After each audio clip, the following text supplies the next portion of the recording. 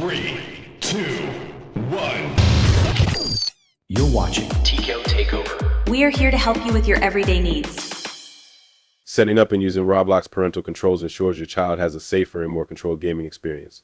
Start by visiting Roblox.com in your browser, logging into your child's account. Navigate to the settings menu by clicking the gear icon, then select Parental Controls and choose Add a Parent. Enter your email address to link your parent account. And if you don't already have one, you can create a new Roblox account. Verify your identity via credit card or ID, following the prompts to complete the process. Once linked, you'll gain access to various parental control settings, such as viewing your child's profile, monitoring screen time, approving account requests, and setting daily playtime limits. From the parental controls section, you can adjust game content maturity levels, communication settings, and spending restrictions.